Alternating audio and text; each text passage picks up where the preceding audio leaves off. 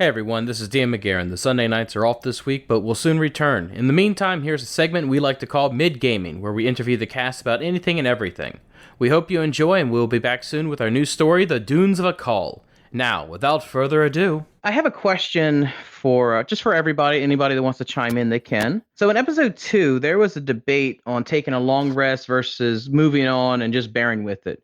Now, back when I started Dungeons and Dragons, we didn't think twice about barricading the doors and just catching a rest. With the introduction of the short rest in 4th edition, and of course it's a modification in 5th edition, which we're playing now, how do you feel the culture has changed while exploring dungeons? Opening that up to the group. I feel that the changes in 5th edition have made the people that play a little more brazen. That it's just different types of people, different strokes and all that. I mean, it used to be where like you had to really think about whether it was a good location or not to take a long rest. But it's a mixture of that and circumstances. Do you feel like you have enough slots if you're a healer to keep doing your job, and is the party gonna upvote staying for any amount of time? But that's just me. In my experience, we always left it up to the group. And if somebody had any qualms about moving forward, let them state their case, and then everybody makes a vote after that. Anybody else want to chime in? I have a thought. I've played mostly like newer editions, so correct me if I'm wrong, but I think one way of looking at it is that in old school D&D, a dungeon used to be like the big thing, like the dungeon in the Dungeons and Dragons. And I think now correct me if I'm wrong, because I could be totally wrong, but from my perspective, dungeons used to be for the long haul. Like you would spend weeks and weeks of game time in a dungeon, and most of the players were comfortable with that. But nowadays, there's a lot more possibly variety when it comes to what will happen in a Dungeons and Dragons game. Mm-hmm. Sometimes it'll be it's a political game, or it's a game on the high seas, and I feel like short rests, at least in the games that I've been a part of, short rests besides this haven't really come into play a lot, because usually combat hasn't happened inside of a dungeon.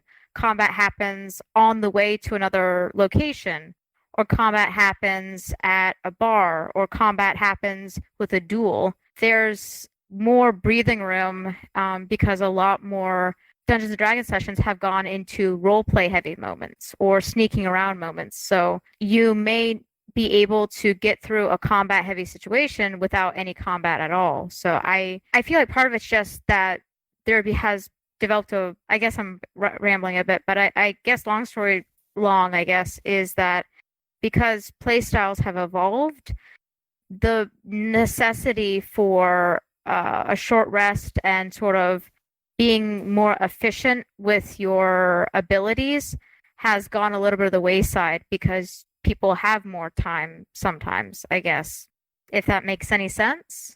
It makes sense. Yeah. I gotcha. Poe, you sound like you want to chime in.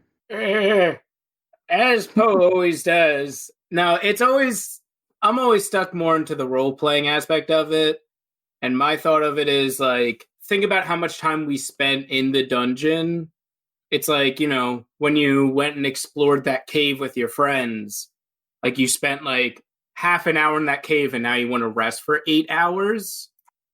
Like a short rest, yeah, I'll take a knee for an hour, but like 8 needs to be something special. Like fighting a dragon, yeah, no, that's definitely worthy of like, oh, that exhausted me. Yeah, I know D&D is, a 8-hour wait is 30 seconds. And 30 seconds of combat is 8 hours. But right. I don't know. I always try and stick with that. But I know that's tough on a lot of spellcasters because they live on long rests. Okay. Yeah, that kind of goes into what I was going to say is there's a big difference between combat-centric or people who only have to worry about pretty much their hit points, as opposed to people who are spellcasters who have to worry about spell slots and stuff like that.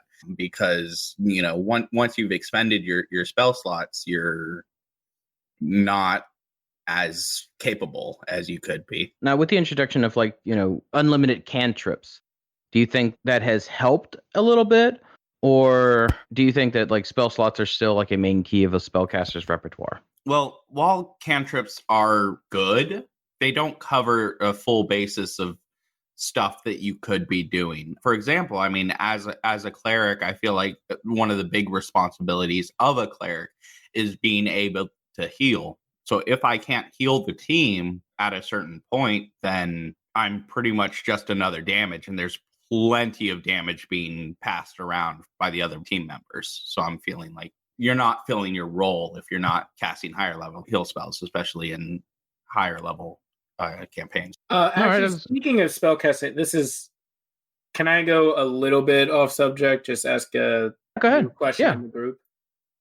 Me a question? You a question in the group, I guess. Have you guys ever heard questions? of Hold your questions, sir. the mana pool rule? Have any of you guys ever heard of that? I have recently played a game with the mana pool rule. It's okay. I can see where it's definitely would benefit certain spellcasters, and then it will absolutely break other ones. I think someone was playing a warlock. They got 14 spells or some absolute ridiculous thing. It doesn't. I do it where the warlock stays the same. The warlock is unaffected by mana pool. I got you. Mana pool do you want me to explain it, or do you want to explain it? Like I said, I played one game with it. I'm not an expert in the mana pool, so go ahead. I've been running it. I love it too much. No, it's essentially you add up all of your spell slots as if they were a mana amount. So if you have 4 level 1 slots, you have 4 mana.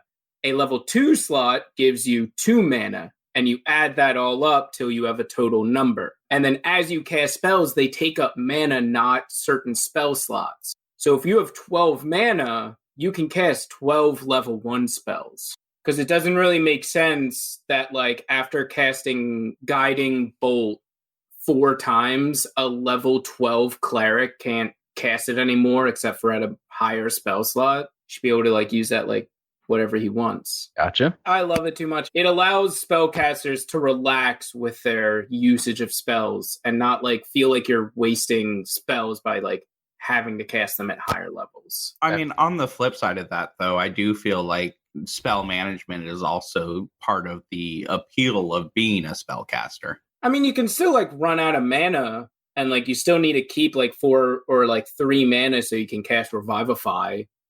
Always have that in the backup. It does make it easier, though. I will give you that. Does anybody else want to chime in on the question, or do you want to move on? I think that unlimited cantrips has, in a way, it's taken away a lot from previous editions, especially people who are used to playing previous editions like 3.5.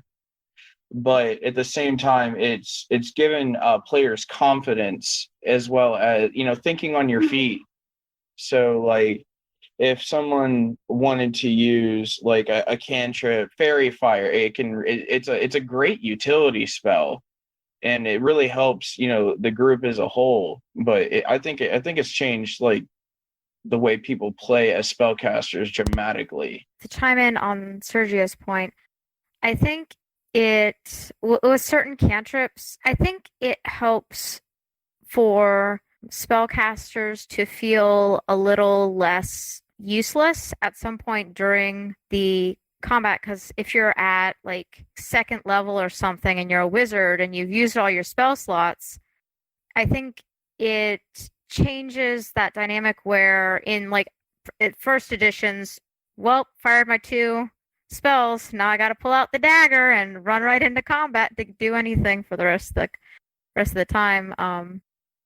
So I think it fits the sort of general idea of 5th edition, where you can be 5e is a lot more geared towards feeling more powerful, I think, overall. So I think it helps spellcasters feel a little bit more useful when they run out of the slots, and it can, Sergio mentioned, give some creativity to it, because mine what's one, thaumaturgy and things like that. Infinite number of uses if you put your mind to it. So I think it changes 5e in a way that some people like and some people dislike, but I think that's part of the value of having multiple systems, is that depending on what style you're looking for, you can pick an edition that suits you and the game you're trying to run. All right, very nice. Like, so the company, has made changes, opening up to more newcomers. What are some of the changes you would like to see in upcoming editions of Dungeons and Dragons? And what are things that like you're hoping like will stay the same? Like you think they're going to change it, but you wish they wouldn't.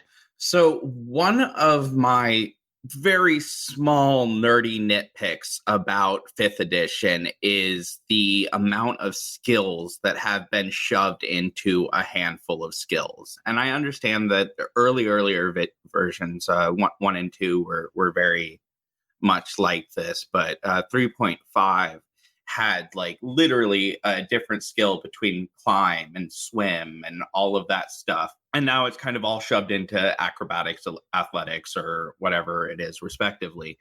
And while that definitely makes things easier and more streamlined and stuff like that, I think for fine-tuning a character, it kind of debilitates that for me, just in the way that I build characters. So I would like to see an expanded skill list. So I could, make my guy really good at swimming, but terrible at climbing because he's been around, the beach his whole life or something like that. To go about your point, I started in 3.5. I was running a game for like a new group, and I was running the Explorer's Guide to Wildmount, the first couple levels of it. And they were going to the cave, and they wanted to swim across. I was like, okay, well, make me a swim check. And they're like, what's a swim check? I was like, athletics. Do an athletics check. I'm not old.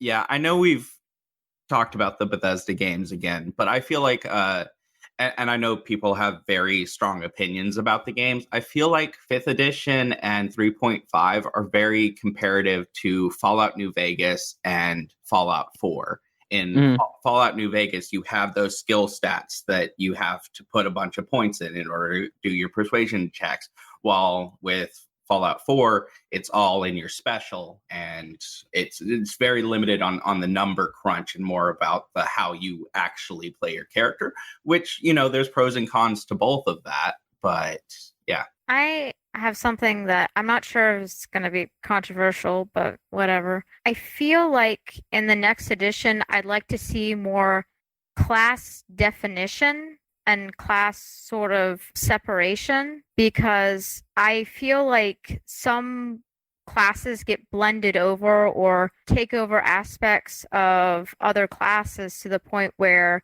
it negates the need for another class, or some backgrounds basically negate the need for a class. For instance, with a couple of the backgrounds, I think it's criminal and urchin, you automatically get the ability to use thieves' tools. So for me, with the exception of the sneak attack damage, which is really excellent, someone taking up one of those backgrounds can negate the need for a rogue in the party for a lot of people, or something like that. And I like the idea of 5th edition having that customization where you can basically make whatever character you want based upon any skills.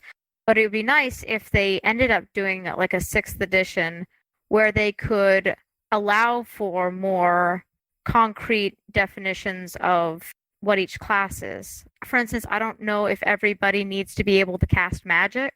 I know that that's something that a lot of people like, but I feel like magic should be something a little bit more rare in a lot of cases. And I feel like if everyone can access it, then I don't know. Like if a ranger can cast spells, it kind of diminishes what a wizard has to go through in order to cast spells. Or I don't know if what I'm saying makes sense, but I wish that they would roll back on how magic is perceived, or make it a little bit more harder to come across it. I don't know if that makes sense to anybody, but it definitely makes sense. I do like the fact that I do like the thought of magic being rare. There is a lot of classing, especially with the archetypes that have come out in like older editions. In 3.5, they had prestige classes, so you had to train up and you had to be like, all right, I'm 7th level this with these proficiencies. I can move into a fighter spellcaster kind of area.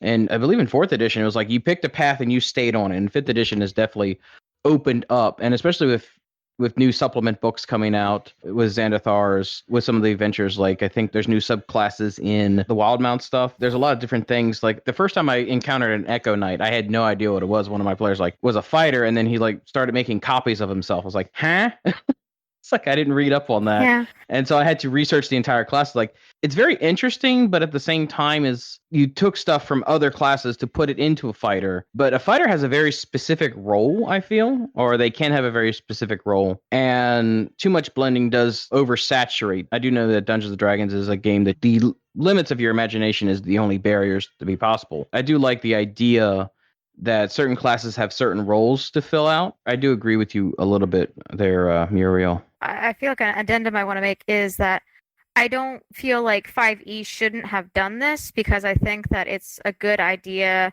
to allow people to have that flexibility. I just think that in a different edition, it would be interesting to see a lower level take on the magic system. So not really getting rid of something, but expanding on it and transforming the idea, I guess. On kind of that same note, that there's a lot of stuff that's blended into each other. I mean, we've even seen, there's another campaign that I do with you where I play a character called Trip, who is a warlock. And a lot of his stuff is about like mind control and persuasion and stuff like that. And for the first couple of levels that I was playing, everyone thought I was a bard because, you know, it was a very similar mechanic there. Yeah, it's definitely a blending. Now, one of the things that I may want to see, instead of just having like just taking out the classes entirely, I would like to see that as an experiment. And like in certain games have done that where they just take out the classes, then you basically define yourself by your skill sets and by your abilities. Oh, just like an entire tier tree of like prerequisites. Yeah, so you can build your character based on so like Mutants and Masterminds is a very good example of that, where you pick, it's like, okay, well, I have this much of points to spend. My character is going to be super strong. He's going to be able to fly. Screw it, I'll give him heat vision. And so you make a Superman type of character. Or your character is very techy and you do everything through technology. So I can see that happening to Dungeons and Dragons, where they eventually just get rid of the class system entirely. Those are the two ways I can see it going. Just get rid of the class system or make the class system have definitive roles. I absolutely love that idea. But kind of in the spirit of that answer, I do want to ask, of course, Dungeons and Dragons, the limits are the imagination of the players. So that means that, you know, shenanigans and mishaps are going to happen. What is the most memorable shenanigan? Like, not doesn't have to be something that like was really awesome, just like this one stuck in my head. Like it could have been a total failure or it could be a total success. But what is the absolutely like craziest thing that you guys remember, you know, playing in the game entirely? I mean, this one's a good old classic, but I had a campaign where I was playing a druid. This was in 3.5 where you could summon animals, and I summoned a whale in a room that was too small for the whale and our party members at the same time. Oh, gotcha. I remember 4th edition, a druid transformed into a whale and used it to crush 2 red dragons. We were level 3. Oh, wow. It was bad. That was really bad. Just jumping from a cliff, going, you know, hitting critical velocity and turning yourself into a brontosaurus. Yeah. Take this. We were playing a type of seafaring campaign, and it actually wasn't the players that had a mishap. It was the DM. The boss monster was a blue dragon, and one of the players kept making the dragon screw up and making the dragon make saves. And we were all on a boat in the middle of the ocean, and the DM kept failing the saves, and the dragon kept falling into the water over and over again. Very funny. On that note, I had a fun time where I was playing this multi-classed bard / sorcerer for a one-shot, and the DM had pulled up this lightning elemental, and I turned it into a hedgehog. That was fun. I really enjoyed in our other campaign when we had this like big old vicious land shark thing coming at us, and your character Volan cast animal friendship or something on it, and then we rode it out of the desert like a sail ship. That was pretty awesome. Well, I didn't like this version of travel. Right. I'm playing a current campaign where we're all bards, like we're a family band, and we just bullied someone to death. We just all cast vicious mockery over and over and over at one guy, and he just died to psychic damage. So it was us just standing around him, just mocking him. I feel like that's like that was the most beginning brutal of. death I think I've ever experienced in Dungeons and Dragons. I feel like that's the beginning of a Stephen King novel right there. With our mere Someone's gonna- words. Yeah, a spirit of a.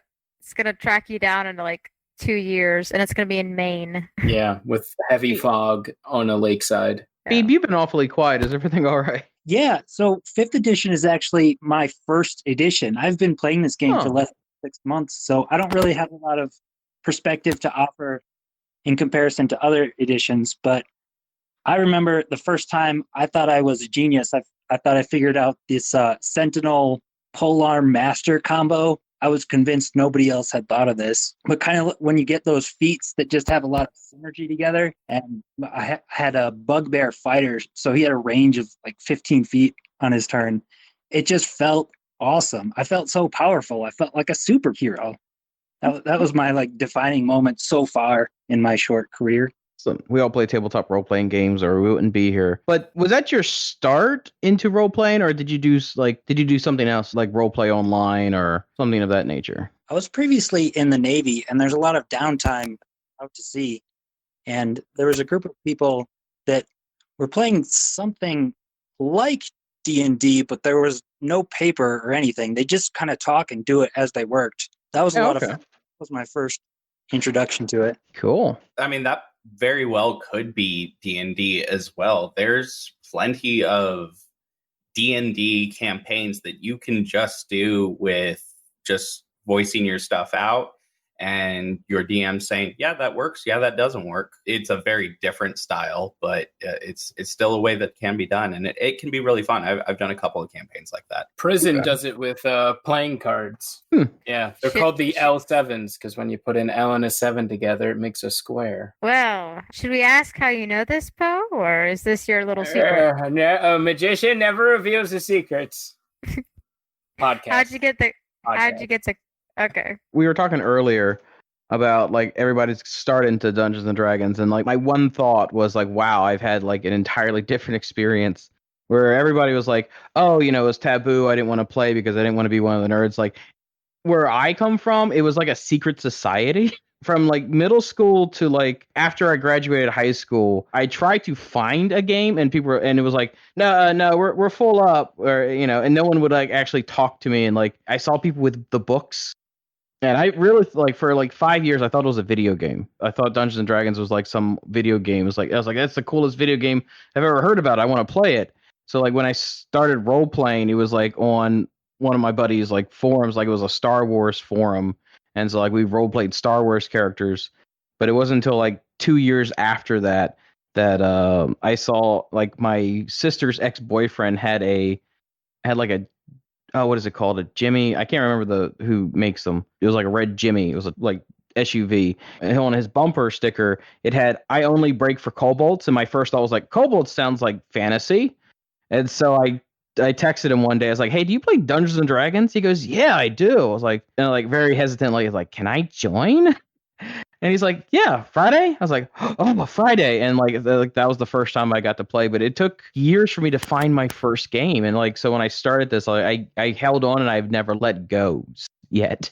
So did anybody do any type of role playing before tabletop? And then did that prepare you for Dungeons and Dragons?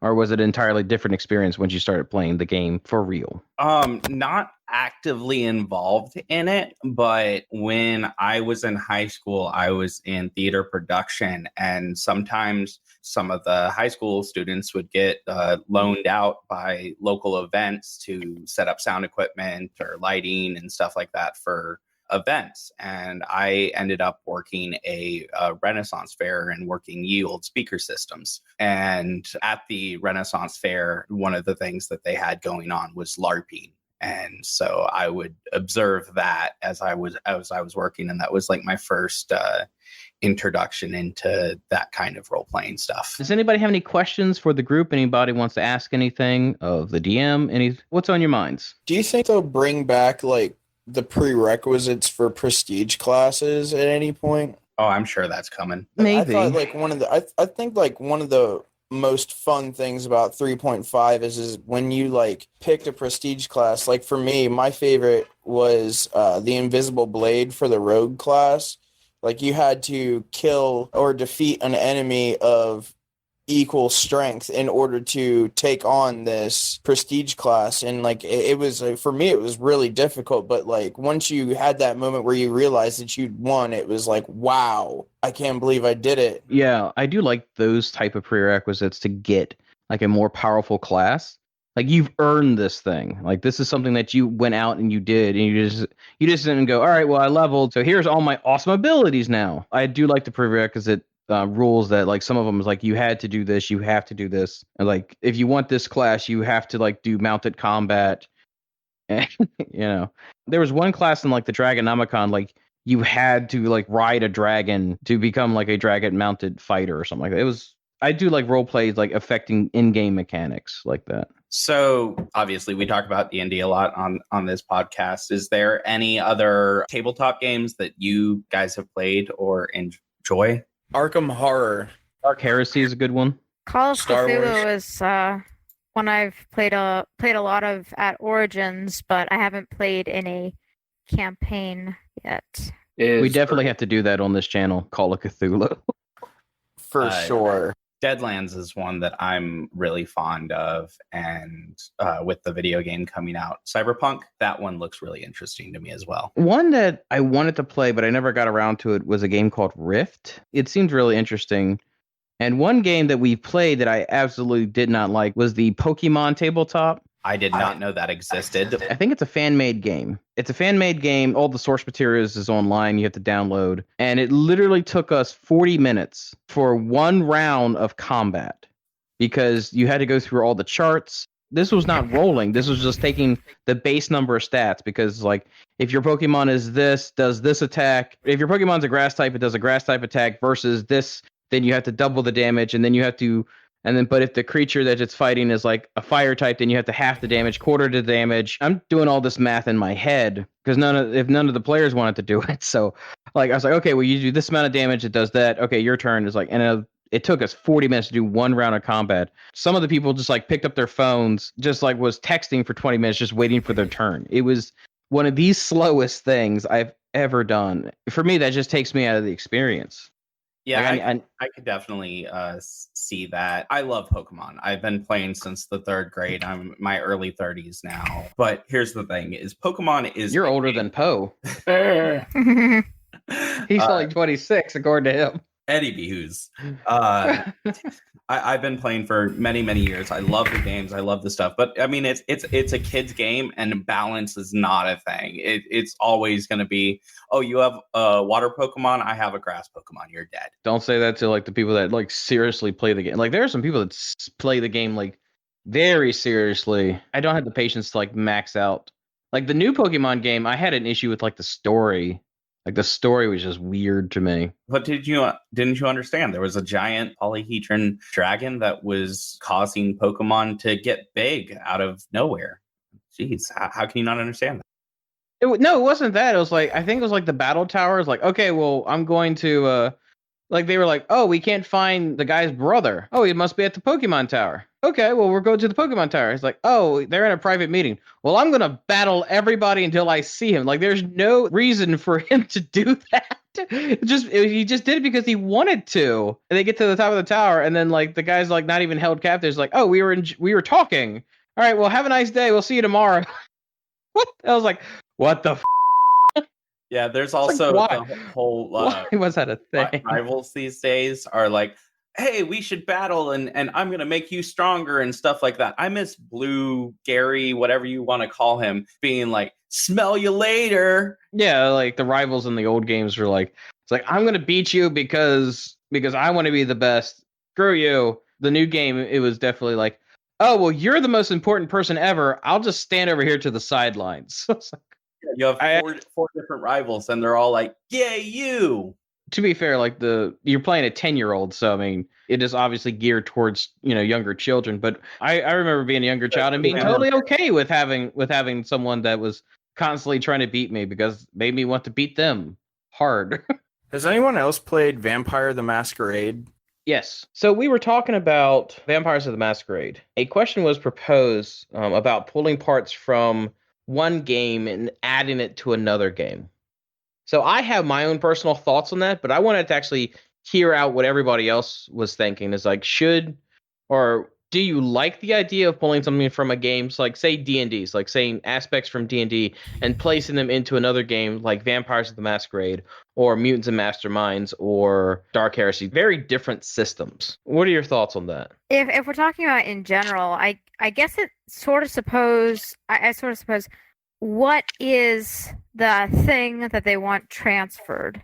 You want to do something combining that with Dungeons and Dragons. I feel like you could take the world of Vampire the Masquerades, just the lore and everything, and fairly easily combine it with the system of Dungeons and Dragons. Because it's not working with mechanics, it's just the lore aspect.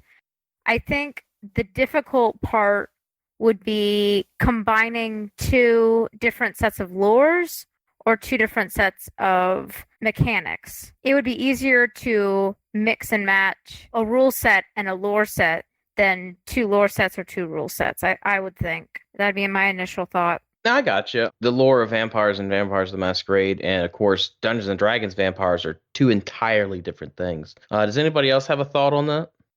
So, not necessarily role-playing game to role-playing game. I mean, tabletop role-playing game, but I play a lot of video games, and there's a lot that I take from video games and I implement into my games. Because in the words of Gary Gygax, the Dungeons Master's Guide is just a suggestion. You can make it however you want.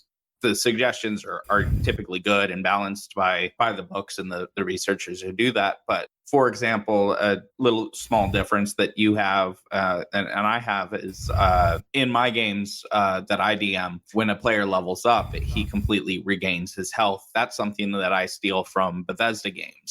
If you're dying in Fallout and you get that one final shot off that gets you that XP, it refills your whole health bar.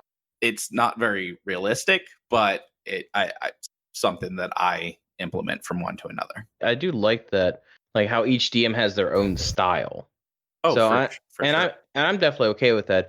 I'm speaking more of like trying to transfer like game mechanics over from one game to try to implement them in an entirely different system that was never meant for that system to work that way. I think that when you try to do that, like it sounds great in theory, but you see why certain systems don't cohere with certain games once you try to implement them. And I think we've seen that in the past when when we tried to play Pokemon, it was a point buy system, if I'm not mistaken. And we saw that with Mutants and Masterminds, but the mechanics didn't really make sense, and it took us forever to figure out how to do them. And I think it takes a lot of thought when people come up with game systems, and it doesn't always work the way you want it to or the way you thought it would. I gotcha. How I think about the systems like that is like LF5R. So LF5R is Legends of the Five Rings. Has anybody played that?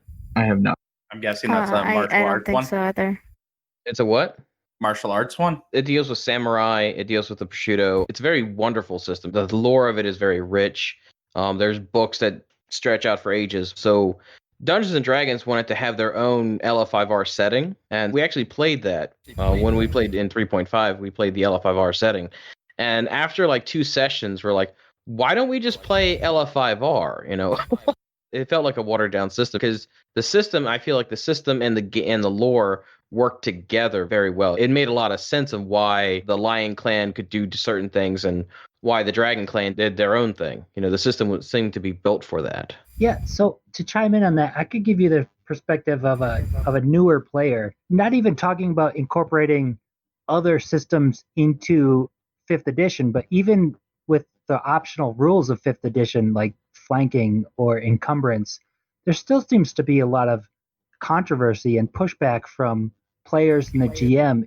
To me, it's all about kind of setting those expectations at the beginning at session 0 on kind of what you're allowed to do and how can we incorporate this into our campaign.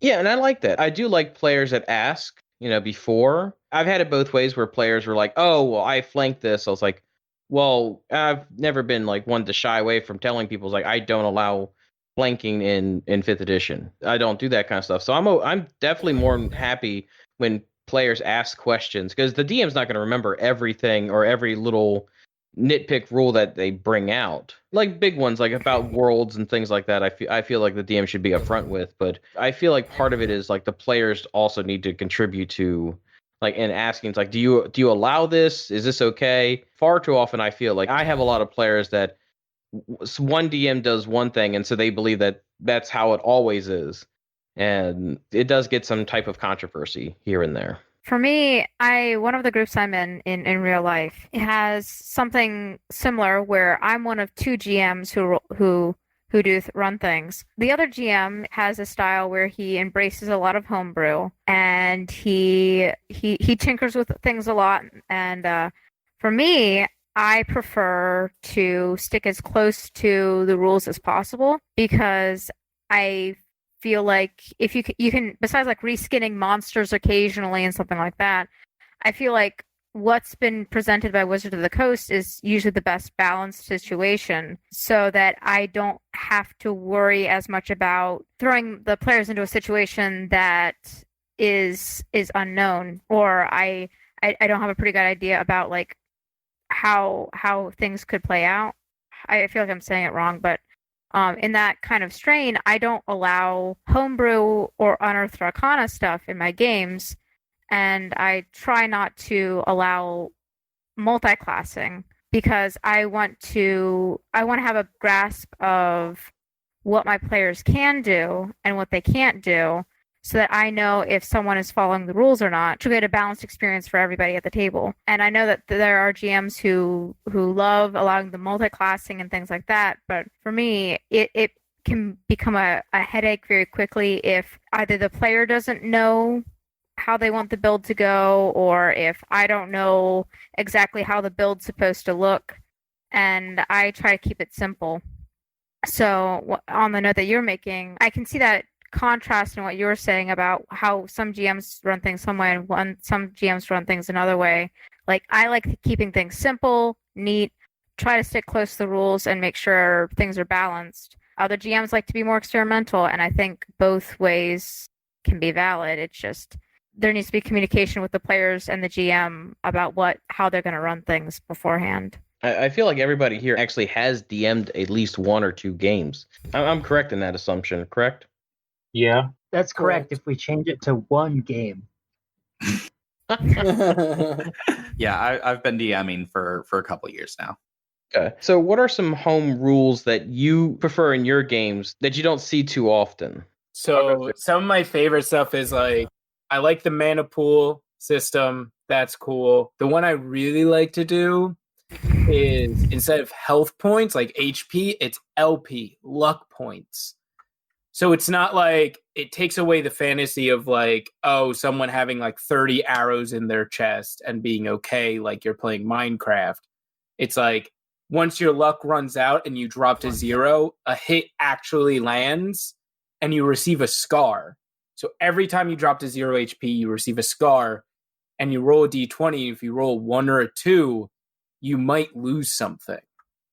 Like, I've taken like characters' eyes, I've taken hands. It makes dropping to 0 HP a lot more threatening in this world. And if they don't lose anything, they still get like a cool scar as like a remembrance of this. Like, I had a bugbear I called the Butcher, and he had a bunch of razor blades around the bat.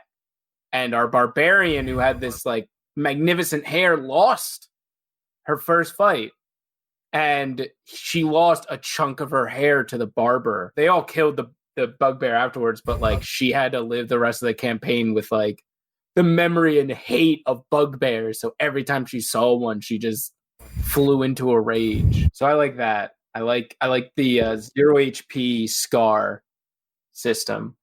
That's a really cool rule. I would like to experiment with that myself. That's very interesting. I like that. That and red shirts. It's less of a rule, but more of a gameplay. If you want something to be scary, like, oh, they have to make sure they don't die to dragons, send some red shirts with them. Every time they critically fail a stealth roll, one of the red shirts dies.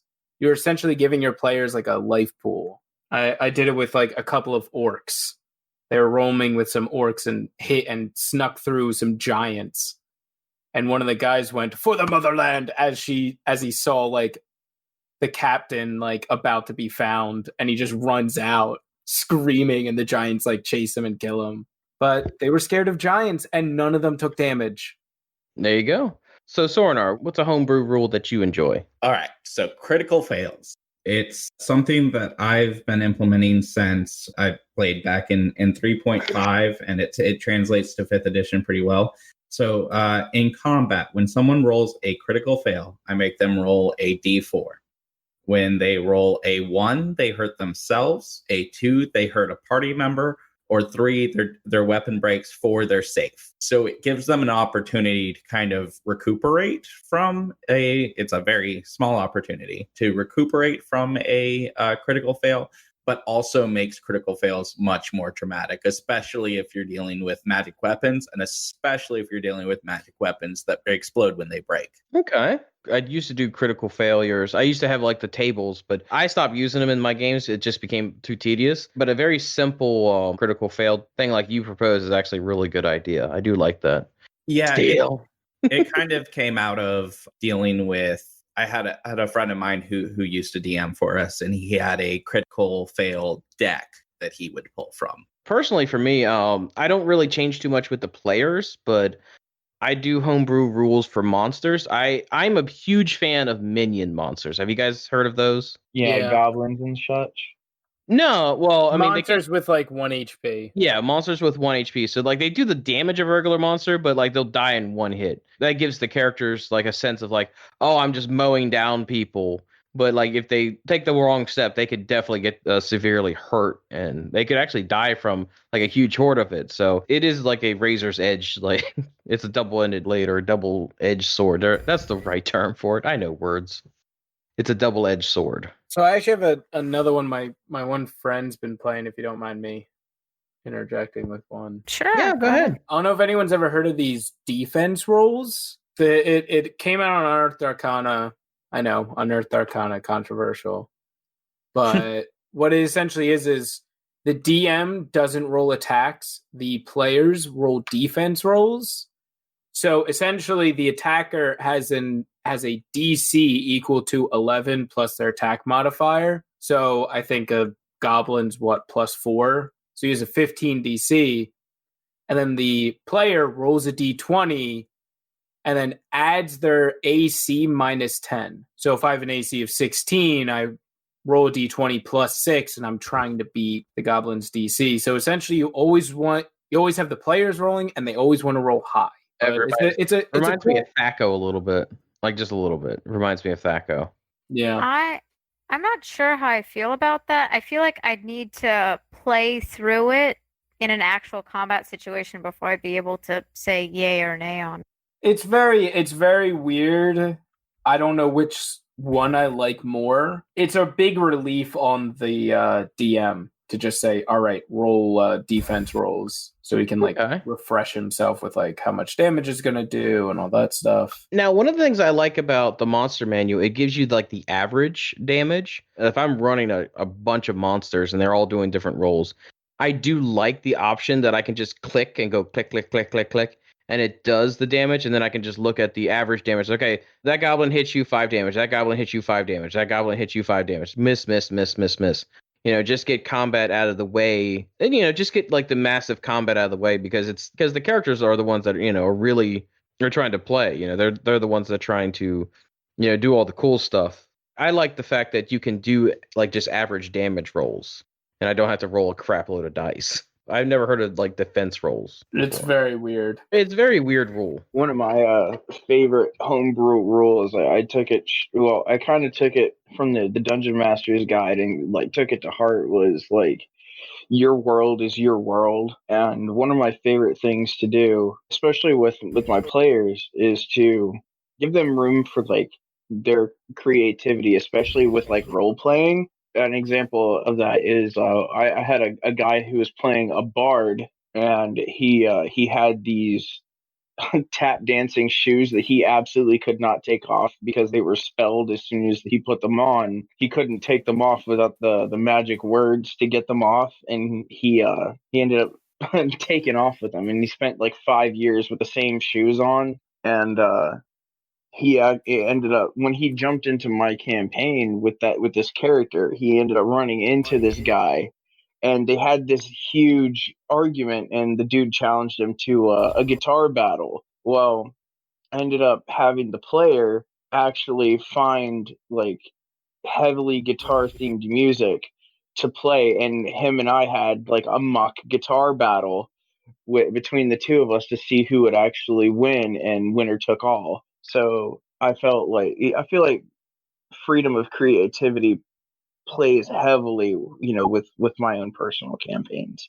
I've heard of this homebrew rule. I've never implemented it, but I wanted to see what you guys thought of it. It's from like I think a YouTuber named XP to Level 3 or something. He said he wanted to I hope I'm not misquoting him, but he wanted to make intelligence more of a valuable skill to have, because there's not a lot of intelligence checks. There's not a lot of, besides like the wizard, there's not really a lot of class uses for it. So what he did was you can get additional skills based on your intelligence modifier. Like if you have an intelligence of 14, I think I got this right. If it's 14, you get like 14 is at +2, or is it +3? It's +2. Okay, so if you have an intelligence of like 14 and you have that +2, you can get 2 additional skills or 2 additional languages or something like that. But if you had like a negative intelligence modifier, you would lose a skill or something like that. Just so that if you're a smart person, you would pick up skills a little bit better. And that for him, it helped make intelligence not so much of a dump stat for a lot of people. I'm interested in seeing what you guys have to think about it. So in 3.5, intelligence came across for like ranks. Like you would put ranks into like your skills. If you were highly intelligent, you got more ranks that you can buy skill points into. So the XP level 3, and I have seen like some of his stuff. It does reminisce of that. It is a system that I do like. The fact that I don't believe intelligence is a dump skill or as a dump stat. Personally, I do think that intelligence needs to be used more often in Dungeons and Dragons, and that's why I like the history rolls, the arcana rolls, and just doing simple intelligence to figure out stuff. So I try to use intelligence as much as possible. It's really dependent on whether or not you're having I don't like to say the term role playing, but non-combat activities. Because then if the DM is allowing for that, and it's one of the reasons that I really like playing a game. Not only do you have the combat, but you also have the investigations and the stuff that's not necessarily how are you doing today and conversations and stuff, but playing your character and being able to do stuff outside of the combat speech sides of the coin of D&D. Thank you. I try my best. We have 2 episodes left. What are you guys looking forward to, and what do you think is going to happen in the next 2 episodes? I'm looking forward to getting paid. Okay. Paying off my There's only debts. 2 episodes left? I'm looking forward to an epic fight. I just realized there's only 2 episodes left. I'm kind of sad. I'm looking forward to taking more of Poe's money, both legitimately and not when he's not looking. All right. Oh, I'm so poor. He's just a Poe boy. Nobody loves He's him. just a Poe boy from a Poe family. His money is easy come, easy go. Easy go.